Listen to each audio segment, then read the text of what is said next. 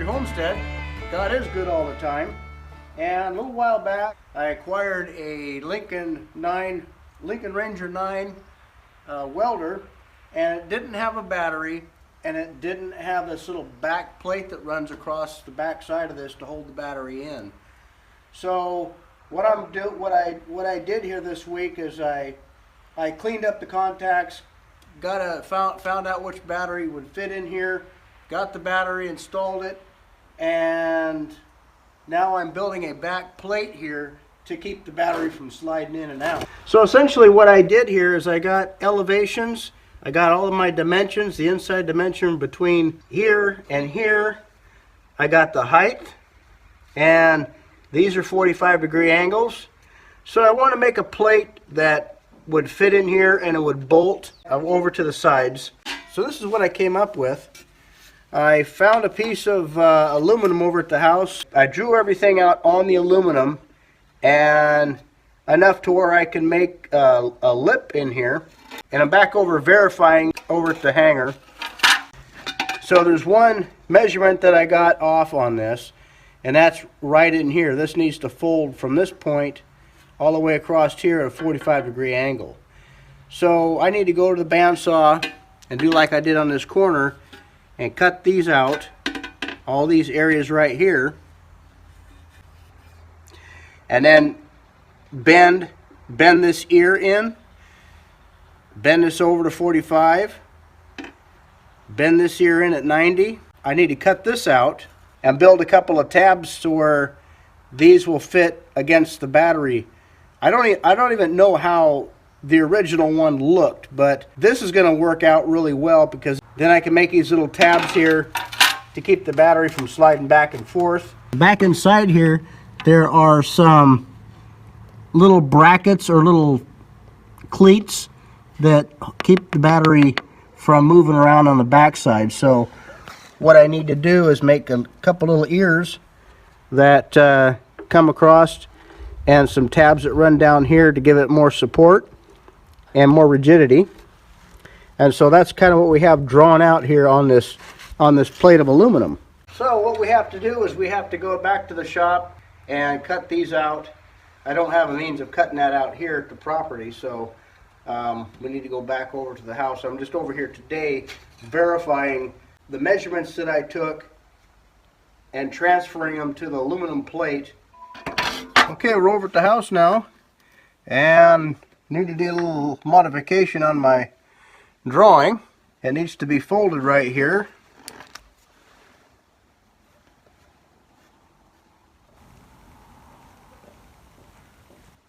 And cut right here. We need to cut this part off, and then this part's going to fold in. And before we do that, I can go ahead and get this corner cut out, and also do a little cutting in here.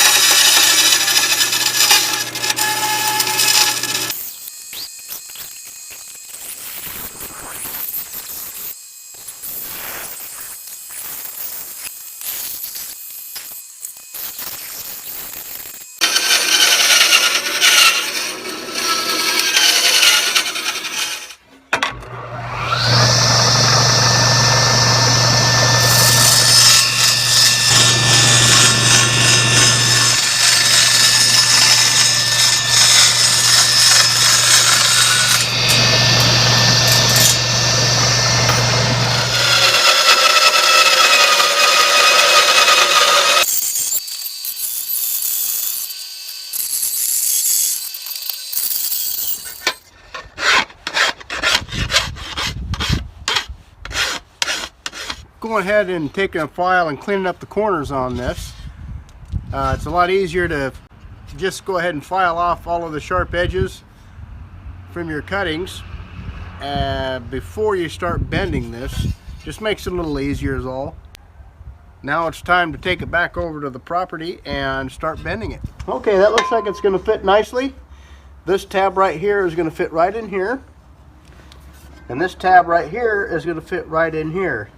This is going to tilt up and be a couple little sides here to keep the battery from sliding back and forth. I'll start with this down here and then just work my way up.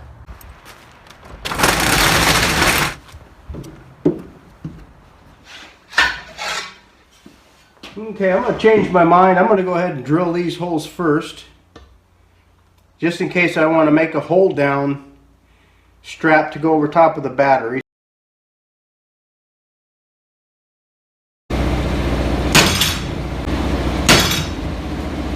What are you doing, buddy? What are you doing? Are you finding all kinds of cool stuff out there, huh?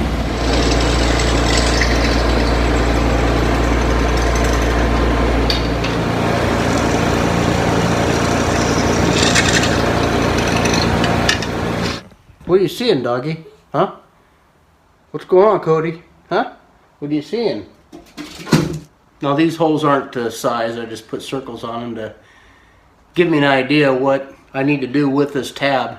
The reason I'm not cutting these holes yet is I want to bend this in first and then hold this up next to where it's going to go, and that way the error of the fold or the crease or the bend is not going to interfere with the elevation of these holes. I'm going to want the fold to be fairly close to that line, which means I want the radius on the bottom side more so than the top side of that line, because the distance between here and the top of the panel, that makes a difference.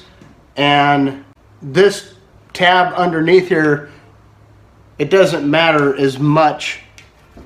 So as far as how wide this is, but this actually does matter, because this has to match the existing panel that wraps around the other side on the bottom of the generator welder. So I'm going to tighten that up with the jaws of the vise just below that line, even all the way across. And then I'm going to carefully tap this all the way evenly across to where it goes to 90 degrees. I'm going to be applying pressure on the top of this and bending it back the opposite way.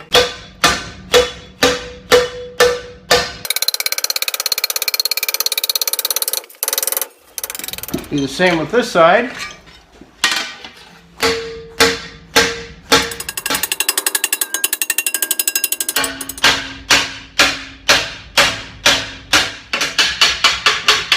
Okay, now you have an idea what the back side looks like. These two tabs here will hopefully, if I did everything correctly, the battery will fit, the back of the battery will fit right in here, and these two tabs will keep the battery from sliding back and forth. I put those holes in there just in case I wanted to put a hold down on the battery so it won't go left or right and it won't go up and down.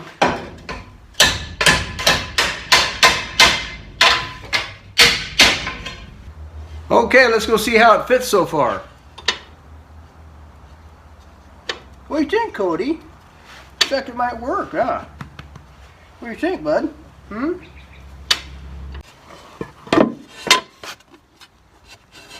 Okay, I did mess up a little bit here. I should have made that fold just a little bit higher on this plate. That would have brought this little 45-degree crease in tighter. I see that this line here, I need to make sure that I bend on this side of that line to get it to fit inside this panel here. I like how that fits. There's an 1/8 of an inch play in between the battery. That gives it just enough room to slide in. Okay, what I've done is I need to drop this whole shape here down 3/8 of an inch. So I've drawn a line 3/8 of an inch below this cut, and then I have to come up 3/8 of an inch along this way as well.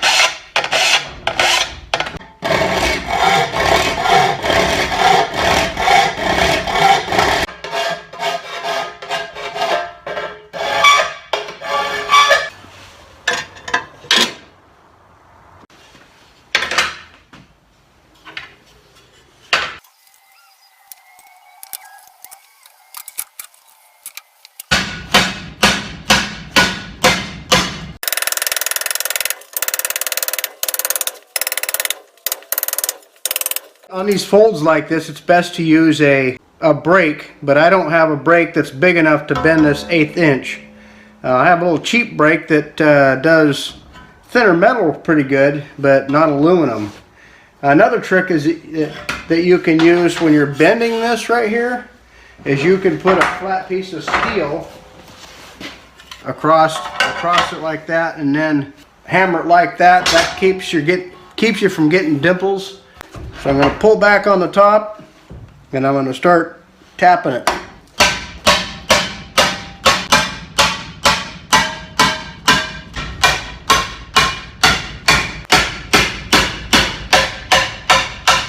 Basically what I did is I bent this in a 45. I put this in the vise, so I had about 3 placements in the vise that I had to go in order to get this at a 45-degree angle. I came over to the welding table and I took all the waves out of this aluminum. I looked down the edge of the metal just like I'm showing you right now, and you can really see whether or not there is a wave in the metal.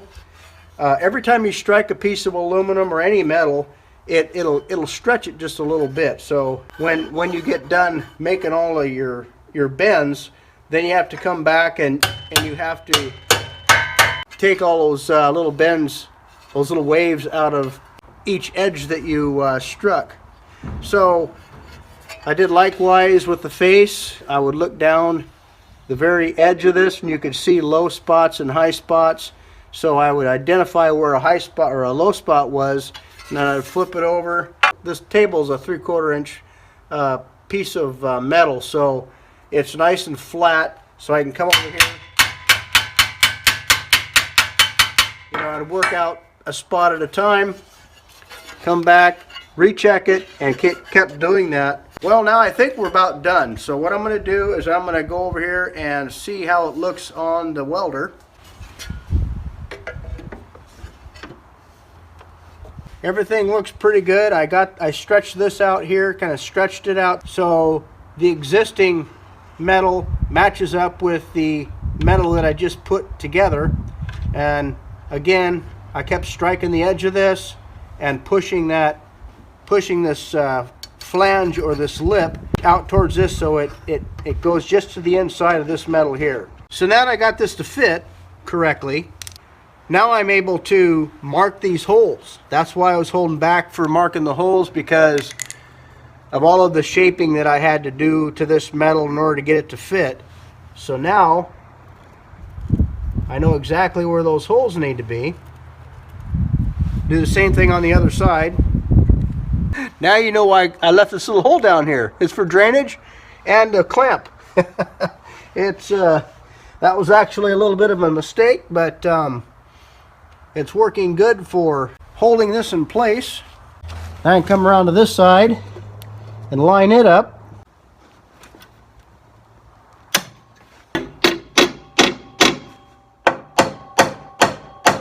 Alright, that's where I know exactly where to drill those holes now, so I can go back to the shop, get those drilled out. What I'm going to do is I'm going to make a special nut to go on the back of those. It's going to be a long nut. It's just going to be made out of a piece of flat stock, and I can drill and tap on the back side of this and be able to go hands-free when I go to just take an awl or something like that and line up the bottom hole and just put another nut on the bottom as well. Well, hey guys, back here at the house, and what I've done is I went ahead, the camera went dead, the battery, so I had to recharge it some, but I went ahead with those marked holes and drilled those out to 5/16.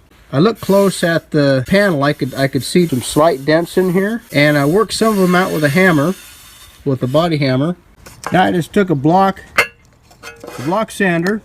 I'm running a sandpaper along this front face, and you can see where all the low spots are, even better than with the disc sander.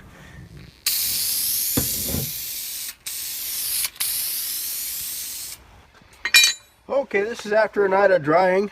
I debated on whether or not to skin it and, you know, apply body filler and smooth it out, but hey, you know, if I was doing something really presentable, that's exactly what I would do. Is I would put some body filler in here and then to sand it smooth, and then you wouldn't see any of these little divots in here that got left from working this into the shape that it's in now. What I want to do now is make some nut plates or back plates so that I can secure this to the existing framework of the welder. There's a couple of existing holes that are on the welder over there now. As demonstrated, I marked those holes exactly where they needed to be after constructing this. So now I need to make a way to secure or have some threaded nuts on the back side of this. Well, if you can remember, when you go to put this in place, you really can't get your fingers back in here easily to put bolts on the inside. You can't readily stick your hand in here and put a nut on the back side of this. I'm going to make it a little easier. So all the guy has to do is just put this in place and then line up the holes and screw his bolt into the side of the other plate. So how I'm going to do that is I'm going to take a piece of random metal. I'll straighten this out, obviously. I'll make a plate big enough to accommodate both of those holes, and then drill and tap that little plate, and then take maybe JB Weld or something like that and adhere it to the back side of this so it'd be permanent. So all I have to do is there'll be a threaded hole there from here on out where I could just put the screw in there or put the bolt in there and fasten it that way. So that's what we're going to do now. I'll straighten this piece out, see how it looks. I'll take some measurements to see if it'll fit, if I've got enough material here to make both sides. If not, this one here's long enough.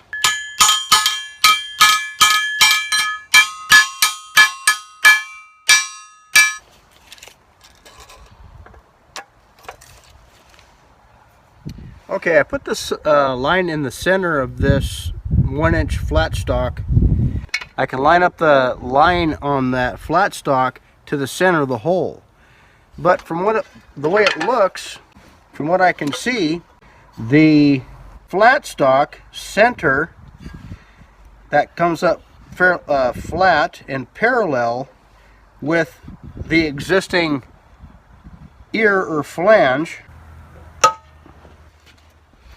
So what I can do is I can just clamp this in place, and when I go to put this actually on the welder, all I have to do is line up this corner and the top of this, and my holes are going to be really close to being lined up for my first installation.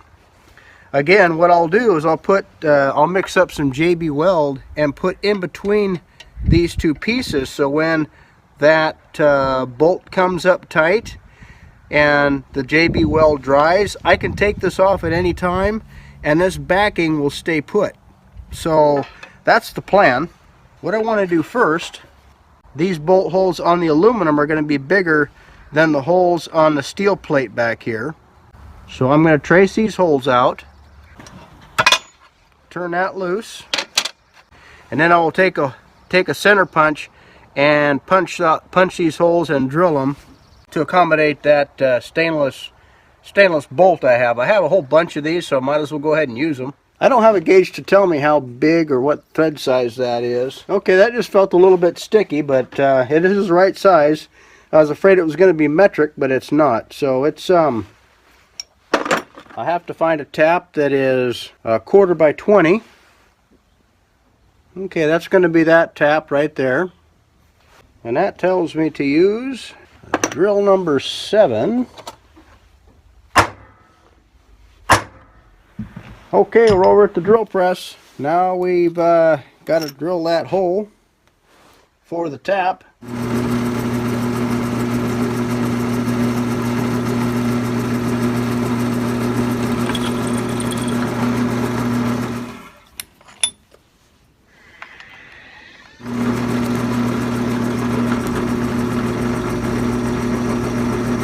Okay, I just got done drilling holes where the bolts are going to go.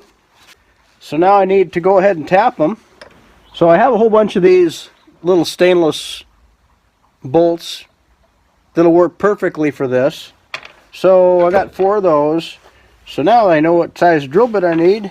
I went ahead and tapped the holes, and now we're ready to put some threads on these.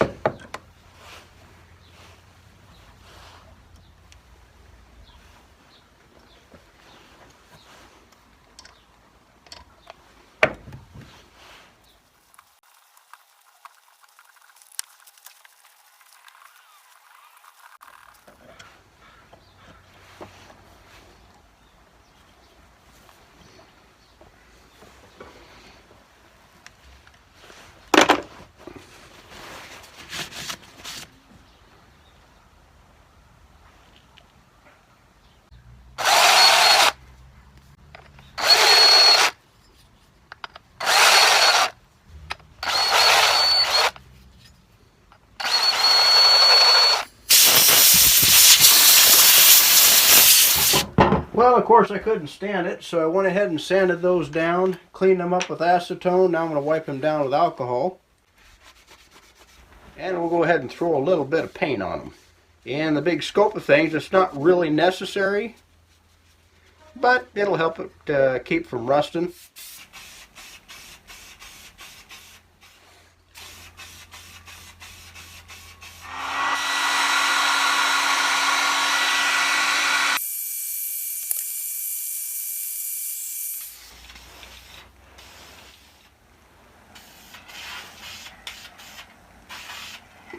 Okay guys, it's the next morning. It's the moment of truth. See if all of this is gonna fit. I have this rubber matting here that I was just gonna lay underneath the battery to keep it from vibrating against the metal, the chafing against the metal.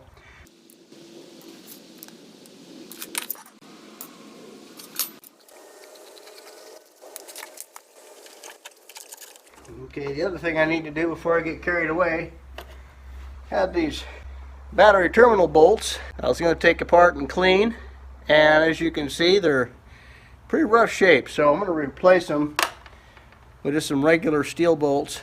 They're not the square head, but I think they'll do fine. Put a little antioxidant on them, helps to keep them from corroding, and electrolysis and all that, keep that down. It's messy, but it's pretty good stuff. This little extra insurance.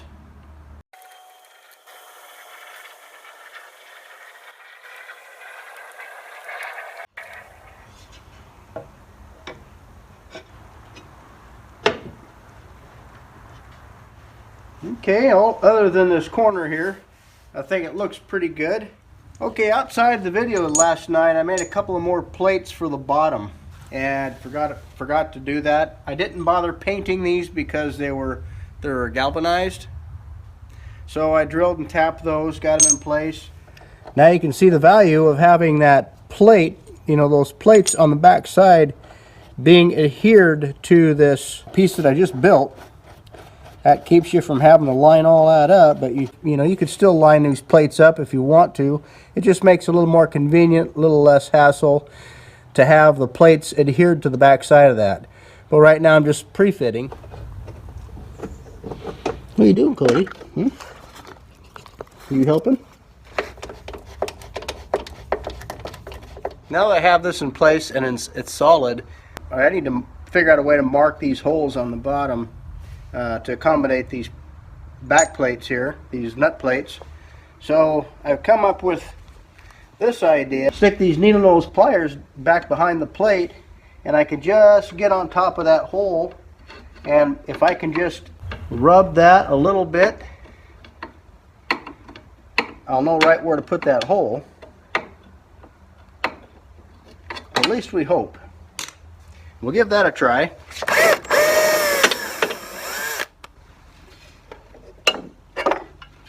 Alright, I don't know if you could see that or not, but I have just a little bit of a mark right there.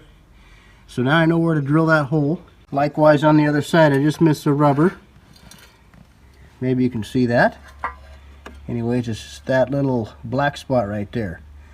Okay, so I'll get to drilling those out to 5/16.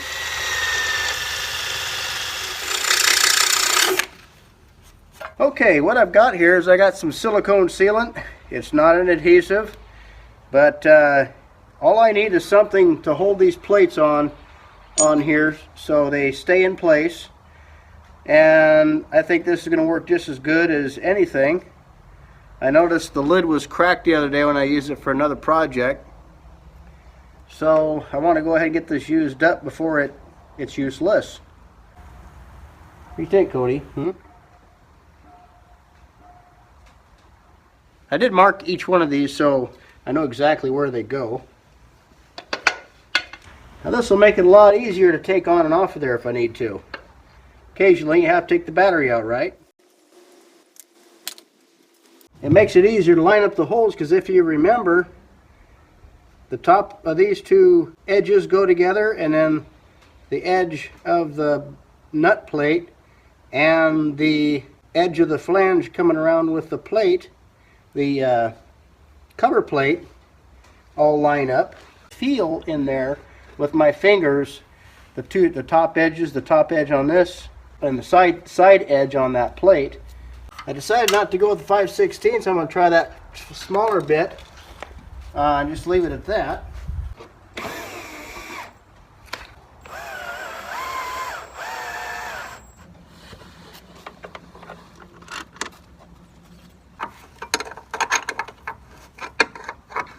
What do you think, Cody? What are you looking for? You find a mouse or something? Okay, when that silicone sets up in there, that's going to hold those plates stationary exactly where they're at this time. So I think that's going to work out just fine. The battery's not going to go anywhere. It's secure. And I'll go ahead and fire this thing up and see how it sounds.